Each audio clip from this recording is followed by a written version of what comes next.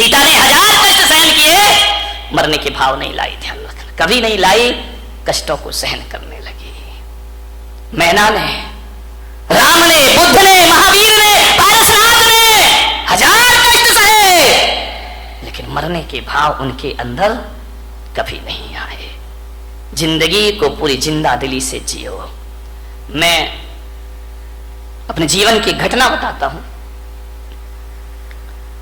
जब मेरा 2003 में चतुर्मास 3 या 4 में इंदौर में हुआ, और जब मेरा चातुर्मास इंदौर में हुआ, मेरे दोनों घुटने खराब हो गए। मुझे सीढ़ियां चढ़ने में परेशानी होती। लोगों ने, डॉक्टरों ने कहा कि आप आहार में सीढ़ी मत चढ़िए, नीचे एक कमरे में आहार लीजिए।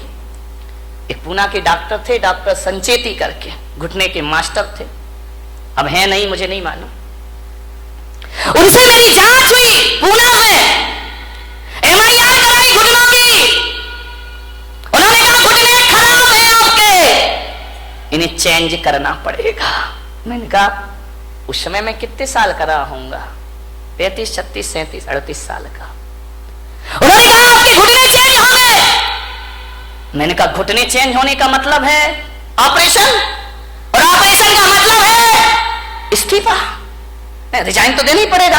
दिगंबर मुनि ऑपरेशन तो करा नहीं सकता है, अस्पताल में एडमिट नहीं हो सकता है, इसका मतलब है कि मेरी बरसों की तपस्या बेकार हो जाएगी। उन्होंने कहा आप ध्यान रखिए।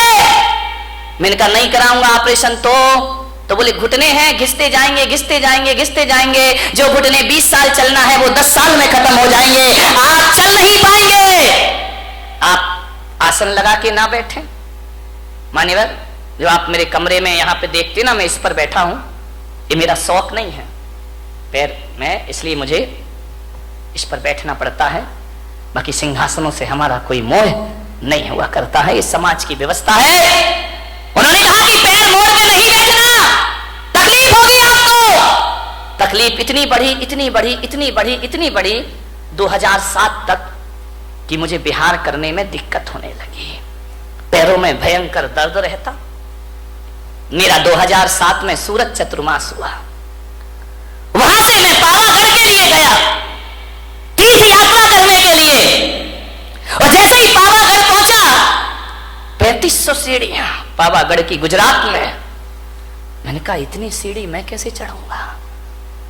तो मैंने विचार किया कि कल सुबह भक्ति करके, पाठ करके मैं जाऊंगा पावागढ़, नीचे वाली सीढ़ी पे खड़ा होकर उस तीर्थ की वंदना कर लूंगा। मेरे पैरों में इतनी ताकत नहीं है। मैं गया, जैसे गया पहली सीढ़ी चढ़ा, मेरे भीतर से मन ने कहा जब लौटना नीचे ही से है तो 2 सीढ़ी और चढ़ लो, 3 और चढ़ लो, 10 चढ़ लो, जितनी चढ़ सको उतनी चढ़ो, वंदना का पुण्य अपने आप को प्राप्त होगा। मैं धीरे धीरे 10 सीढ़ी, 20 सीढ़ी, 25 सीढ़ी चढ़ा। यहां तक तो मैं चढ़ ही सकता था। मैं चढ़ा, मैंने कहा जहां तक बनेगा मैं चलूंगा। मैं गया, मैंने क्या देखा, एक छोटी सी बच्ची हाथ में चावल लिए, 5-6 साल की बालिका होगी, वो मेरे आगे आगे चल रही। मैं खड़ा हो गया। बच्ची ने कहा आओ महाराज। रुक क्यों गए? मैंने कहा बेटा मैं नहीं चढ़ पाऊंगा ये पहाड़। अरे बोले आओ महाराज, कोई दिक्कत नहीं है, मैं चल रही हूं ना। छोटी सी बच्ची तुतलाते हुए बोली मेरे पीछे पीछे आओ। मैंने कहा वाह रे, सारी दुनिया मेरे पीछे चलती है, ये बच्ची कह रही मेरे पीछे पीछे आओ। मैंने कहा चल बेटा मैं चलता हूं। चलते गए, बोले आओ महाराज आओ। बच्ची खेलते खेलते सीढ़ियां चढ़ती गई, मेरे पीछे, मैं उसके पीछे पीछे चला गया। जैसे ही गया मेरे मन ने कहा कि बच्ची क्यों नहीं घबरा रही है 3500 सीढ़ियों से, मैं क्यों घबरा रहा हूं 3500 सीढ़ियों से। मैंने सोचा, चिंतन करते रहा चढ़ते चढ़ते। मैंने कहा मैं क्यों भयभीत हूं और ये क्यों भयभीत नहीं है। मैंने कहा शायद मैं इसलिए डर रहा हूं कि मुझे मालूम है 3500 सीढ़ियां चढ़ना है, और इस बच्ची को नहीं मालूम है कितनी सीढ़ियां चढ़ना है। ये जो भय है, ये डर है, मेरी सोच का डर है, मेरे शरीर का डर नहीं है। मैंने कहा ये बच्ची है, ये नहीं सोच रही कि अज्ञात भय नहीं है इसको, आगे क्या होगा। ये बच्ची नहीं जानती है, वर्तमान में जीती है, ये चढ़ने का आनंद ले रही है, इसे नहीं मालूम पहाड़ कितने ऊंचे हैं। मैंने कहा चलो, जब एक 5 साल की बच्ची चल सकती है तो मैं क्यों नहीं चल सकता हूं, मैं भी चलूंगा। लेते गई और बच्ची, महाराज आइए पधारिए।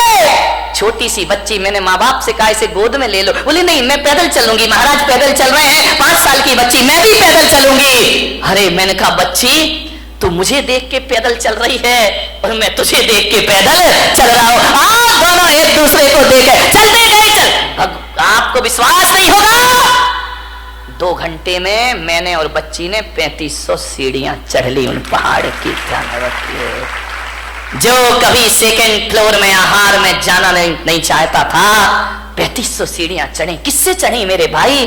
ना कोई मंत्र, ना कोई ताकत, ना कोई शक्ति, हौसले बुलंद रखिए। मैं वहां पर चढ़ा शाम के वक्त, रात्रि विश्राम वहीं हुआ और सुबह ऐसे उतर के आ गया। वो दिन है और आज का दिन है, मेरे घुटनों का दर्द कहां है मुझे पता ही नहीं है। कोई दर्द नहीं है। ये बात अलग है कि दोनों हड्डियों के बीच का गैप कम हो गया, लेकिन आज भी भाई साहब मैं अपने हौसलों के दम पर 20-30 किलोमीटर भी चलने की ताकत अपने अंदर रखा करता हूं। किससे जी जाती है जिंदगी? हौसलों से जी जाती है। ध्यान रखना, पंखों से उड़ान नहीं होती है, परिंदा हौसलों से आकाश उड़ा करता है। ध्यान, हौसले बुलंद रखिए, नर्वस मत होइए अपनी जिंदगी में। कितना भी कुछ लुट जाए, कितना भी कुछ चला जाए, हौसले बुलंद रखिए। गुजरात के भूकंप में 8-8 दिन के बाद दबे हैं लोग, तो भी जिंदा निकल आते हैं। ध्यान रखिए, जो जिंदा निकल आते हैं फिर से अपनी दुनिया बसा लिया करते हैं मेरे भाई। एडमंड हिलेरी का नाम सुना होगा। 1952 में वो एवरेस्ट की चोटी पर चढ़ने को तैयार हुआ, चढ़ा, असफल हुआ, गिरा, सफलता प्राप्त नहीं हुई, निराश नहीं हुआ, फिर चढ़ूंगा, फिर करूंगा, फिर लड़ूंगा जिंदगी से। देखता हूं जिंदगी कितना मुझे परास्त करती है। एक जगह लंदन में किसी सभा में उन्हें आमंत्रित किया गया, दीप प्रज्वलन उनसे कराया गया। सभा में वो आमंत्रित हुए और जहां पर वे पहुंचे स्टेज पर, वहां हिमालय का एक चित्र लगा हुआ था। उस हिमालय को चित्र देखकर हिलेरी ने अपनी मुट्ठियां बांध ली। जब जब हिमालय का ख्याल आता उसने मुट्ठियां बांध ली कि तू क्या सोचता है कि तू जीतेगा, मैं हारूंगा? नहीं, देखना, एक बात याद रख हिमालय पर्वत, एक बात याद रखना, तू बड़ा नहीं हो सकता, मेरे हौसले हर बार बड़े होंगे। ध्यान रखना, मैं एक दिन जरूर तेरी चोटी पर पहुंचूंगा। तू तो उतना का उतना ही रहेगा, इससे बड़ा तो नहीं हो सकता, तेरी चोटी इससे ज्यादा ऊपर तो नहीं जा सकती है, लेकिन मैं, मेरे हौसले, मेरे जज्बात इससे ज्यादा ऊपर जा सकते हैं। और 29 मई 1953 को उसने हौसले में वो जान भरी कि एवरेस्ट की चोटी पर पहुंचने वाला पहले व्यक्ति का खिताब उसने प्राप्त कर लिया। मेरे भाई, आप क्या सोचते हैं कि हाथ पैरों से कुछ होता है? जिंदगी हौसलों से चला करती है, चट्टान को तोड़ दिया करता है। भगवान जरा ये बताओ कि लोहे से भी ज्यादा शक्तिशाली कोई है क्या? भगवान महावीर ने कहा हां, लोहे से भी ज्यादा शक्तिशाली अग्नि हुआ करती है, जो लोहे को पिघला करके रख दिया करती है। तो भगवान जरा इतना और बता दो कि अग्नि से ज्यादा शक्तिशाली इस धरती पर कोई है? तो महावीर ने कहा धरती अग्नि से ज्यादा शक्तिशाली पानी हुआ करता है, जो आग को बुझा के रख दिया करता है। तो भगवान फिर इतना और बता दो, पानी से ज्यादा शक्तिशाली कौन होता है इस धरती पर? तो भगवान महावीर ने कहा पानी से ज्यादा शक्तिशाली आदमी का संकल्प हुआ करता है, आदमी के हौसले हुआ करते हैं। बोले हौसलों से बड़ा कुछ होता है? तो महावीर ने कहा संकल्प से बड़ा इस धरती पर कुछ नहीं हुआ करता है। और संकल्प में वो ताकत होती है कि पानी को पाताल से निकालने की ताकत आदमी के संकल्प में हुआ करती है। ध्यान रखिए, संकल्पों से जिंदगी जी जाती है, संकल्पों से जीवन चलता है। मान्यवर, विचार करिए, आप सोचिए, संकल्प बुलंद होना चाहिए इस आदमी के। इतने जल्दी हार मत मानो जिंदगी से, छोटी छोटी बातों, एक बहुत बड़े गणितज्ञ हुए हेरो 9 बार फेल हुए स्कूल में। कितनी बार? ऐसा कोई महात्मा बैठा जो 9 बार फेल हुआ हो? 9 बार फेल हुए। पिता ने कहा ये पढ़ाई बंद कर, तेरे बस की नहीं है, तू नहीं हो सकता पास। 9 बार फेल। चल पशु चरा, उठा डंडा, गाय चरा, भैंस चरा, तू पास नहीं हो सकता, तेरे भाग्य में पास होना लिखा ही नहीं है। उसने कहा यार लगता तो ऐसा ही है कि अब मैं पास नहीं हो सकता। 9 बार फेल हुआ क्लास में। एक दिन बैठा था अपने घर में, एक चींटी को देख रहा है।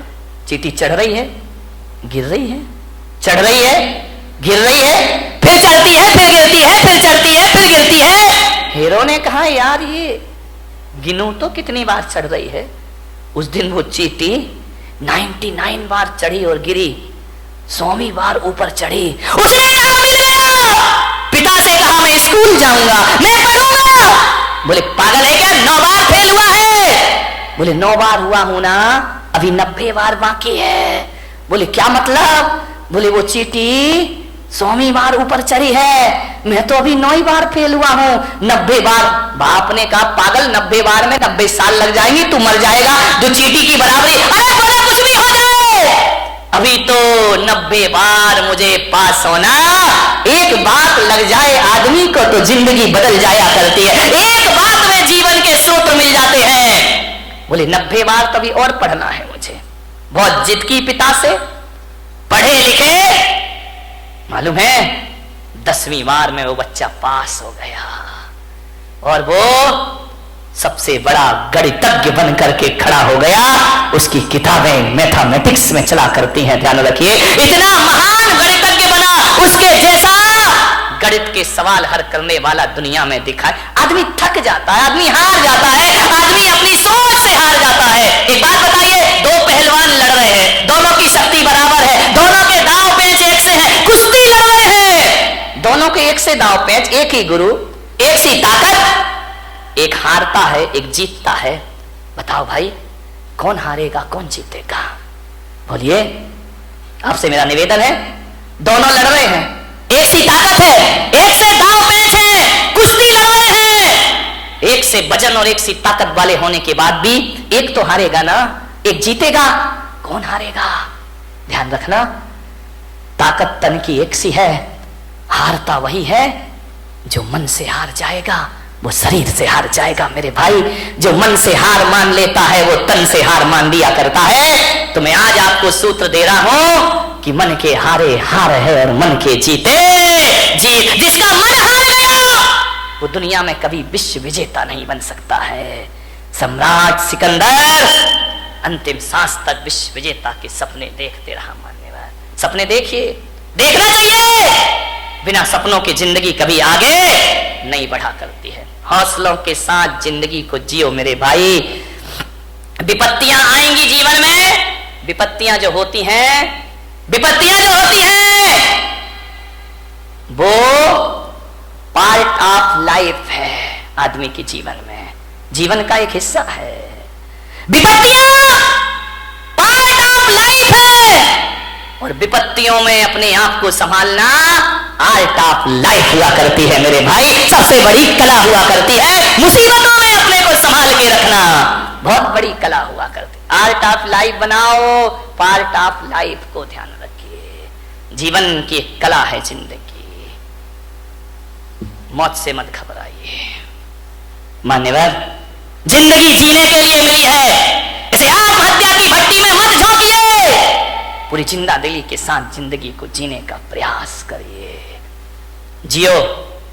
बहुत आनंद है इस जिंदगी में। बच्चों पर इतने पढ़ाई का प्रेशर मत डालो। बच्चों की कामयाबी देखना है या काबिलियत देखना है? मान्यवर, ध्यान रखना, आप कामयाबी के पीछे दौड़ते हैं, काबिलियत का ध्यान नहीं रखते हैं। बच्चों को कामयाब भले ना बनाओ, लेकिन बच्चों को काबिल जरूर बनाइए, ध्यान रखिए। कोई जरूरी नहीं है, इतना प्रेशर मत डालो कि तुम्हारे बच्चे आत्महत्या करने को तैयार हो जाएं। अपने विचार उन पर मत लादिए, उनके ज्ञान की क्षमता को देखिए। वरना माँ बाप इतना प्रेशर डालते हैं और जब रिजल्ट आता है तो हमारे घर का चिराग अपने हाथों से फांसी के फंदे लगाकर दुनिया से विदा हो जाया करता है। ध्यान रखिए।